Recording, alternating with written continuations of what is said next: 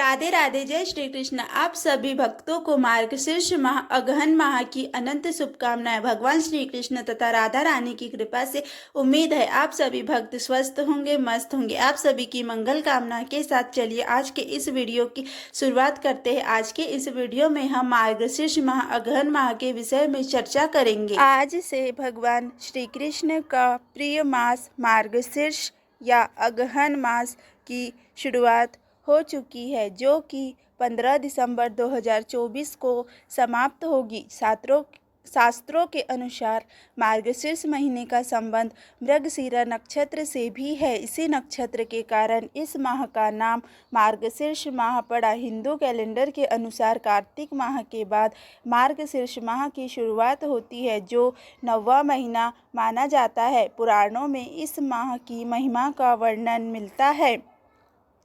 इसकी महिमा स्वयं श्री कृष्ण भगवान ने गीता में बताई है। गीता के 10वें अध्याय के 35वें श्लोक में भगवान श्री कृष्ण ने कहा है, मासा नाम मार्गशीर्ष अहम, अर्थात महीनों में मार्गशीर्ष मैं ही हूँ।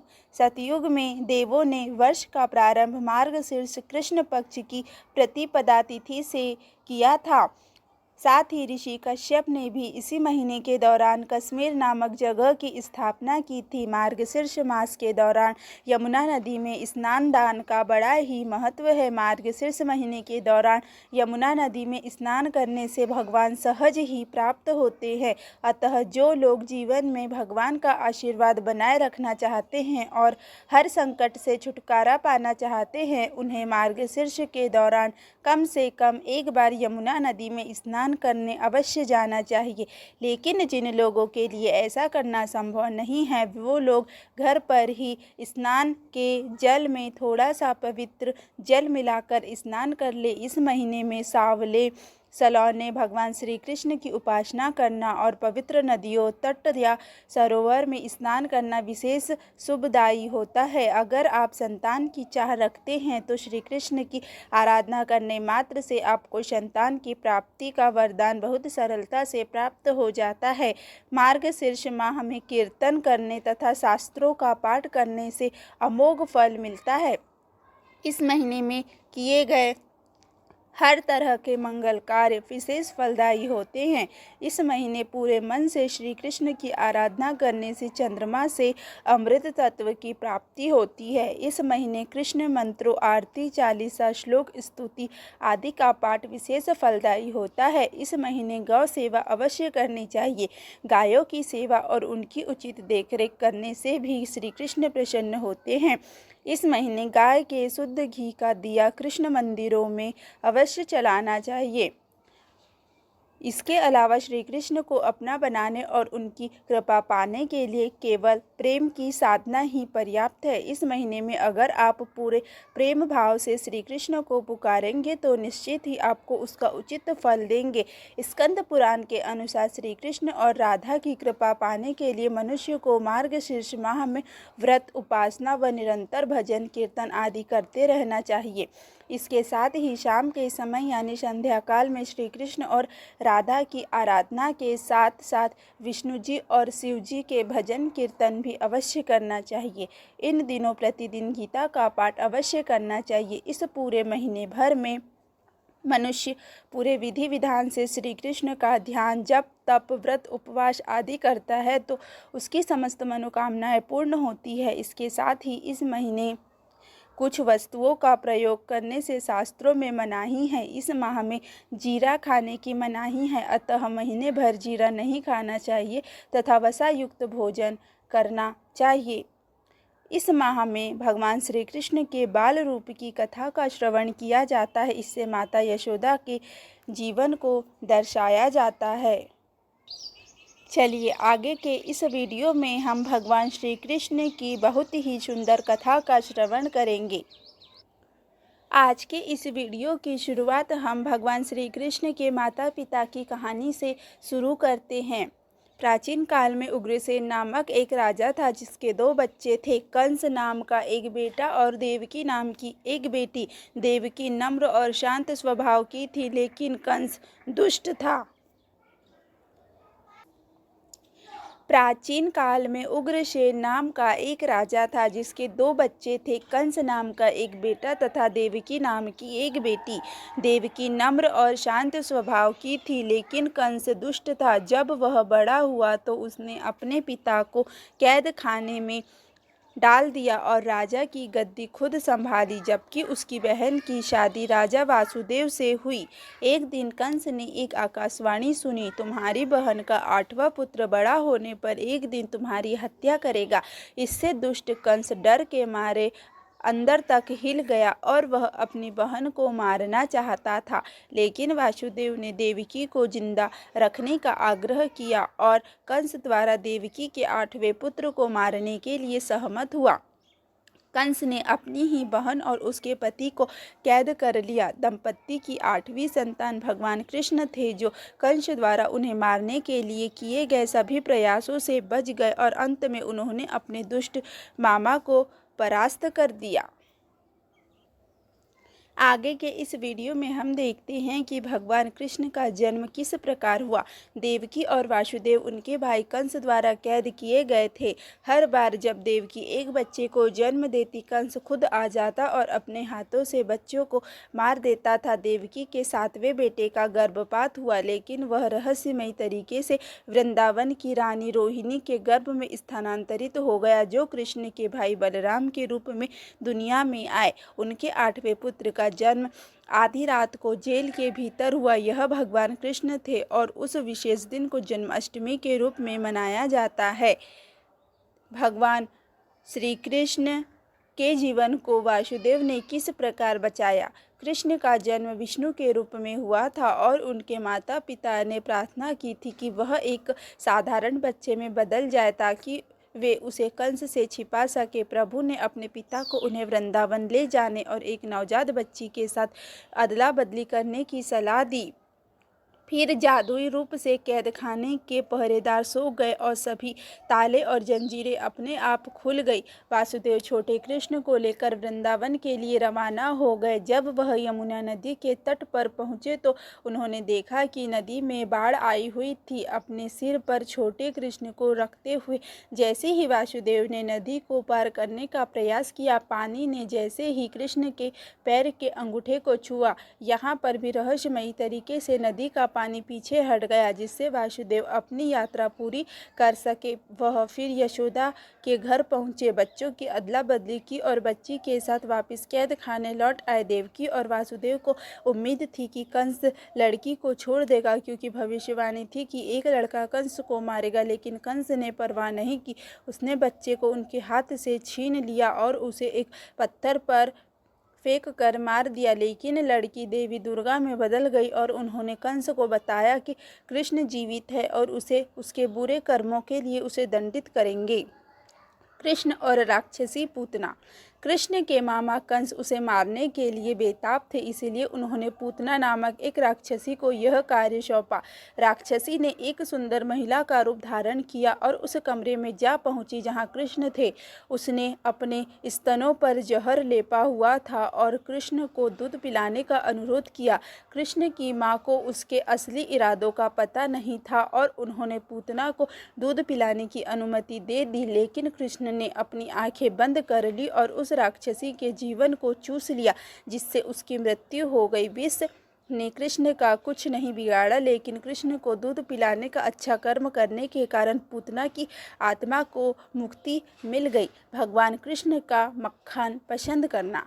भगवान कृष्ण को मक्खन खाना बहुत पसंद था। वृंदावन शहर में हर कोई उनकी शरारतों और मक्खन चुराने के प्रयासों से वाकिफ था, इसलिए उन्हें माखन चोर कहा जाता था। कृष्ण की मां यशोदा कृष्ण से मक्खन को छिपाने के लिए उसे ऊंचाई पर बांध देती थी। एक बार जब यशोदा आसपास नहीं थी तो कृष्ण ने अपने दोस्तों को बुलाया। वे एक दूसरे के ऊपर चढ़ गए और कैसे भी वह मक्खन के बर्तन तक पहुंचने में कामयाब रहे। सभी ने मिलकर मक्खन से भरा बर्तन नीचे उतार लिया और बड़े मज़े से मक्खन को मिल बांट कर खाया, लेकिन दुर्भाग्य से उन्हें एहसास नहीं हुआ कि यशोदा माँ वापस आ गई है। कृष्ण के सभी दोस्त वापस अपने घरों में भाग गए, लेकिन कृष्ण को शरारती होने के लिए फटकार पड़ी। भगवान कृष्ण और माता यशोदा की कहानी। भगवान कृष्ण शरारती थे और उनकी माँ यशोदा उनकी शरारतों से थक चुकी थी। एक दिन उन्होंने कृष्ण की हरकतों को रोकने के लिए उन्हें बांधने का फैसला किया। यशोदा उन्हें बांधने के लिए एक रस्सी लाई, लेकिन उन्हें एहसास हुआ कि रस्सी बहुत छोटी थी। वह फिर एक बड़ी रस्सी ले आई, लेकिन वह भी छोटी पड़ गई। इसके बाद तीसरी रस्सी लाई, लेकिन वह भी कम पड़ गई। तब उन्हें एहसास हुआ कि उनका बेटा कुछ चमत्कारी है। लेकिन उसके बाद भगवान कृष्ण ने अपनी माँ को उन्हें बांधने दिया ताकि वह खुश हो सके। भगवान श्री कृष्ण मिट्टी खाते हैं। एक दिन कृष्ण और उनके बड़े भाई बलराम बगीचे में फल और जामुन इकट्ठा कर रहे थे। चूंकि कृष्ण अभी भी छोटे बच्चे थे, वह पेड़ों तक नहीं पहुँच सकते थे, इसीलिए उन्होंने जमीन से मिट्टी उठाई और अपने मुंह में भर ली। दूसरे बच्चों ने यह देखा और उनकी माँ से शिकायत की। यशोदा उनके पास दौड़ी और उन्होंने कृष्ण से पूछा कि क्या उन्होंने मिट्टी खाई है। उन्होंने ना का इशारा करते हुए सिर हिला दिया। यशोदा ने कृष्ण से मुंह खोलने के लिए कहा, लेकिन वह इतना डर गए थे कि उन्होंने मुंह खोलने से इनकार कर दिया। लेकिन जब उनकी माँ ने उनकी ओर गुस्से से देखा तो उन्होंने अपना मुंह खोल दिया। जब यशोदा ने मुंह के अंदर देखा तो मिट्टी के बजाय उन्हें पूरा ब्रह्मांड कृष्ण के मुंह के अंदर दिखाई दिया। सितारे, आसमान, पहाड़, महासागर, सब कुछ। वह आश्चर्यचकित हो गई और कृष्ण मुस्कुराते रहे। तब यशोदा को एहसास हुआ कि वह कोई साधारण बालक नहीं है, बल्कि स्वयं भगवान है। कृष्ण और कालिया। एक दिन जब कृष्ण और उनके दोस्त यमुना नदी के किनारे खेल रहे थे, तब उनकी गेंद नदी में गिर गई, जहां 110 सिर वाले नाग कालिया राज करते थे और अपने परिवार के साथ रहते थे। कृष्ण ने गेंद को पुनः प्राप्त करने के लिए गोता लगाया, लेकिन कालिया ने अपने जहर से पानी को जहरीला बनाना शुरू कर दिया। कृष्ण ने उसका सामना किया और उसे पानी को जहरीला न करने के लिए कहा, लेकिन कालिया ने मना कर दिया। तब कृष्ण उससे लड़े और उतने बड़े नाग को पराजित कर उनके सिर पर नृत्य करने लगे। उन्होंने सर्प को नदी छोड़ने और कभी वापस न आने का आदेश दिया। भगवान कृष्ण और अरिष्टासुर की कहानी। एक दिन वृंदावन में एक विशाल बैल आया और उसने लोगों पर हमला करना शुरू कर दिया। किसी को नहीं पता था कि वह कहाँ से आया था और हर कोई अपनी जान बचाने के लिए इधर उधर दौड़ने लगा। वे फिर कृष्ण से मदद मांगने लगे। जब कृष्ण बैल के आमने सामने आए तो उन्हें समझ आया कि यह वास्तव में एक राक्षस है, लेकिन कृष्ण शक्तिशाली होने के कारण बैल से निपटने और उसके सींगों में छेद करने में कामयाब रहे। जब लड़ाई समाप्त हो गई तो दानव ने बैल के शरीर को छोड़ दिया और प्रभु के सामने झुक गया। उसने बताया कि वह भगवान बृहस्पति का शिष्य था और उसे राक्षस बैल बनने का श्राप दिया गया था, क्योंकि वह अपने शिक्षक का सम्मान नहीं करता था। कृष्ण और केशी की कहानी। जब कृष्ण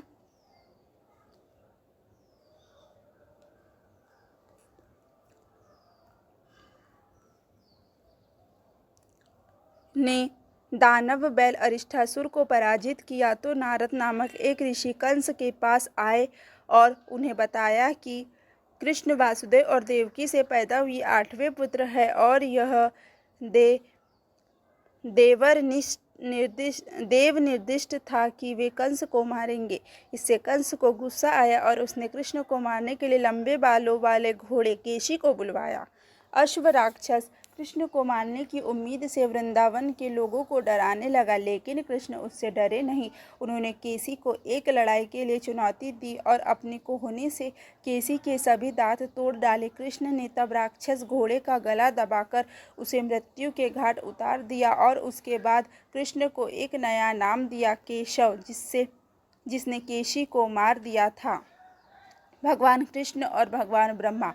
भगवान ब्रह्मा ने एक बार कृष्ण पर एक चाल चलने का फैसला किया। उन्होंने कृष्ण के सभी दोस्तों से कहा कि वे गायों को ले जाए और एक गुफा के अंदर छिप जाए। जब कृष्ण को कोई नहीं मिला तो उन्होंने अपने सभी मित्रों के अवतार ले लिए और वृंदावन लौट आए। घबराकर और परेशान होकर भगवान ब्रह्मा जब वृंदावन आए तो कृष्ण को सभी के रूप में देखकर उन्होंने महसूस किया कि उन्हें कृष्ण की परीक्षा नहीं लेनी चाहिए थी। भगवान कृष्ण और पहाड़ी। भगवान इंद्र बारिश के देवता है और इसीलिए सभी लोग समय पर वर्षा के लिए उनकी पूजा करते थे। लेकिन एक वर्ष भगवान कृष्ण ने सुझाव दिया कि ग्रामीणों को गोवर्धन पहाड़ी की पूजा करनी चाहिए। इससे भगवान इंद्र बहुत क्रोधित हो गए, इसलिए उन्होंने वृंदावन पर तूफान उठा दिया। लेकिन कृष्ण ने गोवर्धन पहाड़ी को एक उंगली पर उठाकर अपने लोगों की रक्षा की। इससे भगवान इंद्र को अपनी गलती का एहसास हुआ और उन्होंने कृष्ण से तूफान के लिए माफ़ी मांगी। कृष्ण और कामधेनु। एक दिन कामधेनु नामक एक गाय भगवान कृष्ण के पास पहुंची। कामधेनु ने कृष्ण से कहा कि वह देवलोक नामक स्थान से आई है जो स्वर्ग का राज्य है। उसने कहा कि वह कृष्ण का राज्य अभिषेक करना चाहती है। गाय ने स्वर्ग के पवित्र जल से भगवान को स्नान कराया और सभी प्राणियों की रक्षा करने के लिए उन्हें धन्यवाद भी दिया। उसके बाद भगवान इंद्र स्वयं ऐरावत के साथ प्रकट हुए और घोषणा की कि कृष्ण को गोविंदा के नाम से जाना जाए, जिसका अर्थ है पूरी दुनिया के इंद्र। कृष्ण और अघासुर। एक दिन जब कृष्ण अपने दोस्तों के साथ खेल रहे थे, वे एक पर्वत की गुफा में जा पहुँचे। उन्हें पता नहीं था कि यह गुफा राक्षसी पूतना के भाई दानव अघासुर का घर था। अघासुर ने कृष्ण और उनके दोस्तों को मारने के लिए एक विशालकाय सांप का रूप ले लिया। कृष्ण और उनके मित्रों को यह नहीं पता था कि अघासुर ने गुफा के प्रवेश द्वार के बराबर अपना मुंह खोल दिया है ताकि वे सब अंदर चले आए और वह उन्हें खा सके। कृष्ण ने महसूस किया कि कुछ गलत है और उन्होंने खुद गुफा में प्रवेश करने का फैसला किया। यह सोचकर कि कृष्ण का अंत हो जाएगा, सभी राक्षस खुश हो गए और देवता परेशान हो गए। लेकिन गंधर्वों ने कृष्ण से विनती की, जो तब सब कुछ समझ चुके थे। विनती पर कृष्ण अपना आकार तब तक बड़ा करते गए जब तक उन्होंने दानव सांप को मौत के घाट नहीं उतार दिया। वे न्याय पसंद व्यक्ति थे और उन्होंने दानव की आत्मा को मुक्ति दे दी थी। कृष्ण द्वारा कंस की मृत्यु। जब कृष्ण ने कंस द्वारा भेजे गए सभी राक्षसों और राक्षसिनियों को हरा दिया तो कंस चिंतित हो गए। उसने कृष्ण और उनके भाई बलराम को मथुरा वापस लाने के लिए अपने नौकर अक्रूर को भेजा।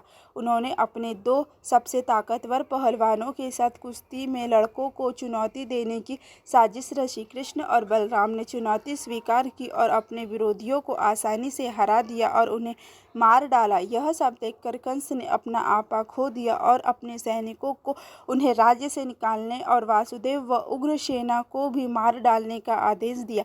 यह सुनकर कृष्ण कंस पर टूट पड़े और कंस के मुकुट को गिरा दिया और उसके बाल पकड़कर घसीटते हुए कुश्ती के अखाड़े तक ले गए। कंस यह साबित करने के लिए बेताब था कि वह एक बेहतर सेनानी है। उसने कृष्ण से लड़ने की चुनौती स्वीकार कर ली। कृष्ण ने उसे एक जोर से मुक्का मारा और कंस की मृत्यु हो गई। यह देखकर कंस के 8 भाइयों ने उन पर हमला किया, लेकिन बलराम ने अकेले ही अपनी गदा से उन सभी को मार डाला। कृष्ण तब अपने जन्म देने वाले माता पिता देवकी और वासुदेव से मिले।